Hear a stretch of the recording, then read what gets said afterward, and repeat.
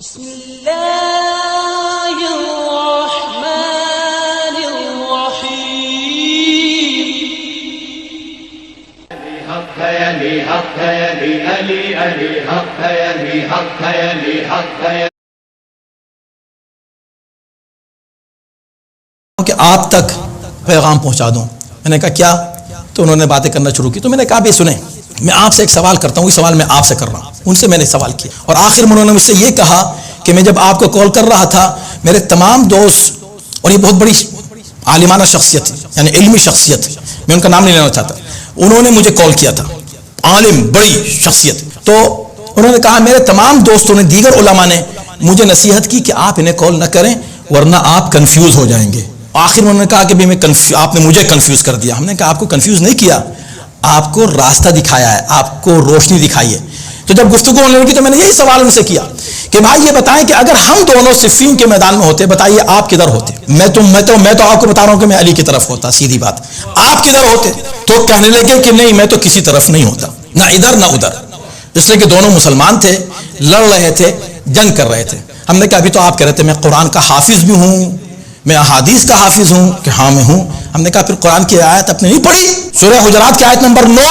کہیں گے ہاں پڑھی تو ہے. ہم نے کہا آپ پڑھیں ذرا، تو پڑھنے لگے. وَإِن طَائِفَتَانِ مِنَ الْمُؤْمِنِينَ اقْتَتَلُوا، عجیب آیت ہے، مسلمانوں ذرا غور کرو، توجہ کریں. وَإِن طَائِفَتَانِ مِنَ الْمُؤْمِنِينَ اقْتَتَلُوا، اگر مؤمنین کے دو گروہ آپس میں قتال کرنے لگے، جنگ پر اتر آئیں، تو کیا کرنا چاہیے؟ اس کا مطلب ہے کہ قرآن ایک سینیریو پیش کر رہا ہے. اس سے پہلے کبھی ایسا نہیں ہوا ہے کہ مسلمان پیغمبر کے زمانے میں، نزول قرآن کے زمانے میں تلواریں لے کے ایک دوسرے کے مقابلے پر آ گئے ہوں، اور ایسا کچھ نہیں ہوا کہ اقتتال اتنا بڑا ہوا ہو، کچھ نہیں. لیکن ایک سینیریو سچویشن پیش کر رہا ہے، اس لیے کہ ایسا ہو سکتا ہے کہ دو گروہ آئیں، دونوں یہ دعویٰ کریں کہ ہم مومن ہیں، اور آپ کنفیوز ہو کہ بھئی یہ بھی تو مسلمان ہیں، یہ بھی مسلمان ہیں، تو اب ہم کیا کریں؟ تو قرآن نے کوئی ایمبیگویٹی نہیں چھوڑی ہے، کوئی آپ کو کنفیوژن میں نہیں چھوڑا ہے، کلیئر ہر چیز کو بیان کیا ہے. اگر ایسی سچویشن ہو تو کیا کیا جائے؟ وَإِن طَائِفَتَانِ مِنَ الْمُؤْمِنِينَ اقْتَتَلُوا فَأَصْلِحُوا بَيْنَهُمَا. تو اس کے دو سٹیپس ہیں. پہلا سٹیپ یہ ہے کہ ان دونوں کے درمیان صلح کرانے کی کوشش کرو. یہ نہیں کہہ سکتے کہ ہم سے مطلب نہیں، یہ بھی مسلمان ہوئے، ہم تو بیٹھے اپنے گھر، ایسا نہیں کر سکتے. تم کو یہ چوائس قرآن نے نہیں دی ہے. بحیثیت مسلم، بحیثیت مومن، تم کو یہ چاہیے کہ ان دونوں گروہ کے درمیان اصلاح کرانے کی کوشش کرو. وَإِن بَغَتْ إِحْدَاهُمَا عَلَى الْأُخْرَى، تمہاری کوشش کے باوجود اگر تم یہ دیکھو کہ ایک گروہ دوسرے گروہ کے خلاف بغاوت کر رہا ہے، فَقَاتِلُوا الَّتِي تَبْغِي، تو اب تم الگ نہیں بیٹھ سکتے. فَقَاتِلُوا، تم شریک ہو جاؤ جنگ میں اور اس سے قتال کرو، اس سے جنگ کرو جو باغی گروہ ہے. اب مجھ کو مت کہہ دینا کہ کوئی توہین کر دی، قرآن پڑھ رہا ہوں، اور پھر جواب خدا کو تم خود دے دینا. جب دو گروہ آپس میں جنگ کریں، آج نہیں وہ بھی ٹھیک تھے، وہ بھی ٹھیک تھے، وہ بے خطا، وہ بے گناہ، نعرے لگائے جا رہے ہیں، شرم نہیں آتی، حیا نہیں آتی ایسے ملاؤں کو جو ان لوگوں کے لیے بے خطا بے گناہ کا نعرہ لگا رہے ہیں، جن کے لیے قرآن کہہ رہا ہے کہ تم کو واجب ہے کہ ان سے جنگ کرو. ان سے جنگ کرنا واجب ہے. کن سے؟ بغت احداہما علی الاخری، ایک ان میں سے جب دوسرے کے خلاف بغاوت کرے. رئیس عشرے کا مقصد تو یہی تھا نا کہ میں کچھ مسائل کی وضاحت کروں. یہ بے خطا بے گناہ کے نعرے آپ نے سنے نا، تو قرآن تو کہہ رہا ہے کہ ان سے جنگ کرو، ان سے قتال کرو. کس سے؟ ایک گروہ سے، دونوں میں سے. یعنی کہ یہ بھی ٹھیک ہے، یہ بھی ٹھیک ہے، یہ نہیں ہے اسلام میں، ہے ہی نہیں قرآن میں یہ بات، تو مسلمان ہی نہیں ہو اگر یہ بات کہہ دو. تو انہوں نے کہا نہیں مگر شرط تو یہ نا کہ بغاوت کرے، یہ شرط لگا دی. ارے واہ سبحان اللہ، بغاوت کرے کی شرط، بالکل بہت اچھی. اور سبحان اللہ، دیکھیں قرآن نے کہا کہ اگر کوئی شرک کرے، اگر کوئی نفاق کرے، اگر کوئی فسق و فجور کرے، اگر کوئی ضد کرے، ایسے الفاظ استعمال ہی نہیں کیے. بغت کا، باغی ہو جائے، جو گروہ باغی ہو جائے. کیوں کہا یہ؟ اور پیغمبر نے بھی عمار کے لیے یہ نہیں کہا کہ عمار کو کافر ماریں گے، مشرک ماریں گے، منافق ماریں گے، گنہگار لوگ ماریں گے. نہیں، تقتلہ الفئۃ الباغیہ، عمار کو باغی گروہ مارے گا. مسلمانوں، قرآن بھی باغی کا لفظ استعمال کر رہا ہے، نبی بھی باغی کا لفظ استعمال کر رہے ہیں. اب یہ بتاؤ تمہارے پاس کون سا عذر شرعی باقی رہ گیا مارنے کے لیے اور ان پر لعنت کرنے کے لیے کہ جو ان سے جنگ کر رہے تھے جن سے جنگ رسول سے جنگ کرنا ہو. نہیں ہم تو نہیں بھائی، وہ بھی صحیح تھے، وہ بھی ٹھیک تھے، وہ ہم سے نہیں پوچھا جائے گا، وہ دونوں بزرگوں کی جنگ تھی آپس بزرگوں کی، بس تم ہو گئے قاتلوں کے ساتھ. فوراً یہ کہتے ہی اتنی واضح قرآن بات کر رہا ہے، ہم سے کہتے ہو کھل کے نہیں بتایا، یہ بات تو واضح نہیں ہے. کس کو کہتے ہیں واضح؟ کس کو کہتے ہیں؟ یعنی کس طرح اور قرآن تم کو بتائے کہ یہ دونوں اگر لڑ رہے ہیں، خود کو مومن دونوں کہہ رہے ہیں، ٹھیک ہے، ایک کے بارے میں تو تم کو یقین ہے کہ مومن ہی نہیں، وہاں قیادت امیر المومنین کی، تو جنگ کرنا واجب ہے کس سے؟ جو باغی ہو. کس نے عمار کو قتل کیا؟ اب تمہیں بالکل خدا اور رسول سے کوئی بھی ڈر نہیں ہے، کوئی خوف نہیں ہے کہ تم ان باغیوں کو بے گناہ کہہ رہے ہو. اب میں دیکھیں نام نہیں لے رہا ہوں، خدا کی قسم مجھے تو 1000 بار نام لینا چاہیے. کیوں نہیں لے رہا ہوں؟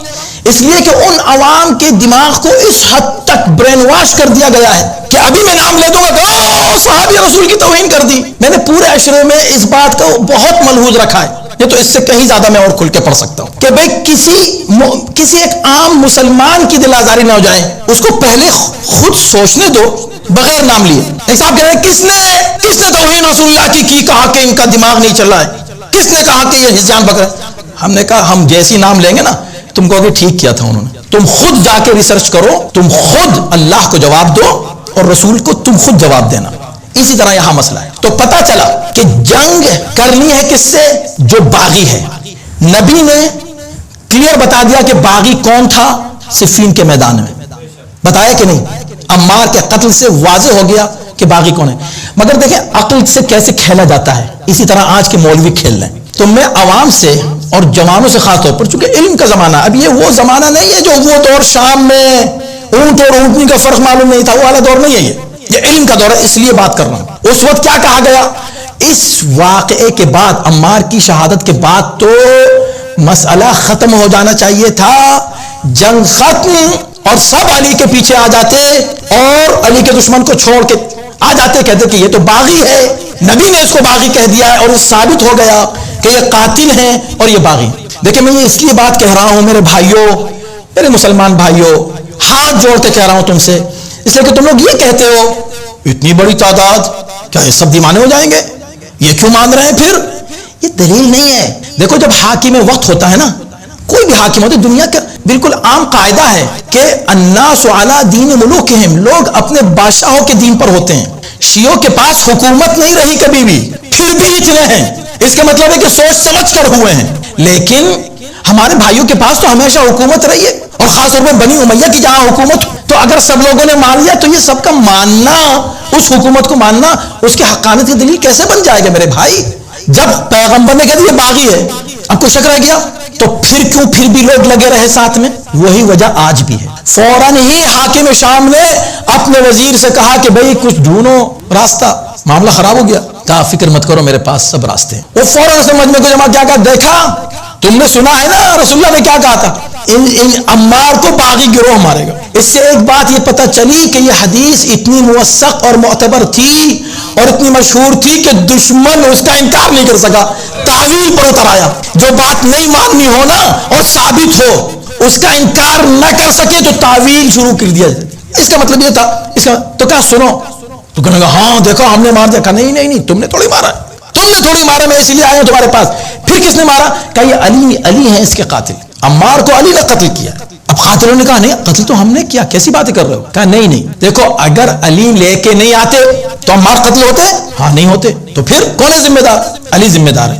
لہذا عمار کے قاتل ہم نہیں ہیں، باغی ہم نہیں ہیں. لوگوں نے کہا واہ سبحان اللہ کیا پوائنٹ، واہ واہ واہ واہ واہ، پھر لگ گئے جنگ کرنے کے لیے علی کے ساتھ. یہی آج ہو رہا ہے. ہم سے مت کہو کہ اتنے مجمع، اس لیے کہ اپنے مولویوں کی جب لوگ سنیں گے نا، اس ٹائپ کے مولوی کی جو اس وقت کا مولوی تھا، اس مولوی نے جو قوم کو سمجھا دیا، پوری قوم واہ واہ کر کے بس ساتھ لگ گئی. ہاں صحیح، علی قاتل ہے، بالکل صحیح بات ہے، علی قاتل ہے. اب علی اس کا جواب دیتے رہے، کون سن رہا ہے؟ جب مولا کو پتا چلا تو مولا نے کہا اچھا کیسے ظالم ہے یہ اور کیسے جاہل ہے اس کے ماننے والے. ارے اگر یہ میں لے کر آیا عمار کو تو یہ مجھ کو قاتل بتا رہا ہے، اس کا مطلب یہ ہے کہ یہ اپنے باپ دادا کے لیے جواز تلاش کر رہا ہے. یہ کہنا یہ چاہ رہا ہے کہ اس نے اور اس کے باپ دادا نے نہیں مارا تھا حمزہ کو، رسول اللہ نے مارا تھا، اس لیے کہ وہ لے کر آئے تھے حمزہ کو. یہ کہنا چاہ رہا ہے. یہ کون سن رہا ہے اس دلیل کو؟ دلیل کو سنتا ہے اس کے بعد. تو بھائی دلیل سنو، ان کی طرح نہ ہو جاؤ. بس اب میں خلاصے کے لیے ایک جملہ پوچھ لوں اپنے بھائیوں سے، چونکہ میں اتحاد کی بات کر رہا ہوں تو مجھے یقین ہے. اور میں بھائی دیوے بتا دوں کہ وہ صاحب جنہوں نے مجھے کال کیا تھا، جب میری یہ بات انہوں نے سنی تو انہوں نے کہا آپ سچ کہہ رہے ہیں، میں نے کبھی سوچا بھی نہیں تھا اس طرح، اور اب میں آپ سے کھل کے کہہ رہا ہوں صاف کہ واقعاً اگر میں ہوتا صفین کے میدان میں تو بس علی کے ساتھ ہوتا. صفین میں سنیے گا، اب یہ خلاصہ ہے اس پوری بات کا. صفین میں، کیونکہ ہم اتحاد کی بات کر رہے ہیں، شیعہ اور سنی بھائی بھائی ہیں، صفین میں علی کے ساتھ جو لوگ تھے وہ کون تھے؟ وہ سب وہ لوگ تھے جو علی کو خلیفہ مان کر آئے تھے. بہت چھوٹی سی تعداد، مختصر گنتی کی تعداد ان لوگوں کی تھی جو علی کو پہلا خلیفہ مان کر آئے تھے. بڑی تعداد ان لوگوں کی تھی جو علی کو چوتھا خلیفہ مان کر آئے تھے. تو شیعہ وہ جو پہلا مانے، سنی وہ جو چوتھا مانے. علی کے ساتھ شیعہ بھی تھے اور سنی بھی تھے. اب میرا سوال یہ ہے کہ جنہوں نے نہ پہلا مانا نہ چوتھا مانا بلکہ جنگ کرنے چلے آئے، ذرا ان کا مذہب بتاؤ کہ کیا تھا. اس لیے کہ وہ نہ تو شیعہ تھے، شیعہ ہوتے تو علی سے جنگ نہیں کرتے، پہلا مان لیتے. سنی ہوتے تو جنگ نہیں کرتے، چوتھا مان لیتے. تو نہ شیعہ تھے نہ سنی تھے. تو اب تم مجھے بتاؤ ان کا مذہب کیا تھا جن کی حمایت کے لیے آستین چڑھا کے چلے آئے. شیعہ سنی بھائی بھائی ہیں. یہ کچھ فرقے تیسرے چوتھے قسم کے الگ سے فرقے آ گئے ہیں جو اختلاف پھیلانا چاہتے ہیں. آج بھی حضرت علی آ جائیں تو شیعہ سنی دونوں مل کے حضرت علی کے ساتھ ہوں. امام حسین کے ساتھ جو آئے تھے نا، صرف شیعہ تھے، بس شیعہ تھے بس امام حسین کے ساتھ. باقی رسول اللہ کے ساتھ سب لوگ تھے، شیعہ بھی تھے اور غیر شیعہ بھی. حضرت علی کے ساتھ شیعہ غیر شیعہ، امام حسن کے ساتھ شیعہ غیر شیعہ، امام حسین کے ساتھ صرف شیعہ. آپ کہیں ایسی بڑی بڑی باتیں آپ کر رہے ہیں ممبر پر بیٹھ کے، کوئی بغیر دلیل کے میں نے ابھی تک بات کی ہے؟ میں ابھی کیا کہہ رہا تھا کہ بدعت ہے بیعت کرنا، اور بیعت صرف اس کی ہو سکتی ہے جو امام ہو. تو دو اسکول آف تھاٹ ہیں، توجہ کیجیے گا، دو اسکول آف تھاٹ ہیں. ایک اسکول آف تھاٹ وہ ہے جو امامت کو من اللہ مانتا ہے، قائد کون ہے جو اللہ بنا دے اس کو مان لیتا ہے. ایک وہ ہے کہ جو بیعت سے مانتا ہے کسی کو قائد و رہبر. اللہ نے نہیں بنایا مگر انہوں نے بیعت کر لی تو مان لیا. لیکن جو اللہ کی طرف سے ہو اس کی بیعت بھی ہو سکتی ہے، امامت کے لیے نہیں، اطاعت کے لیے. یہ بیعت امامت کو ثابت نہیں کرتی، اطاعت کو ثابت کرتی ہے.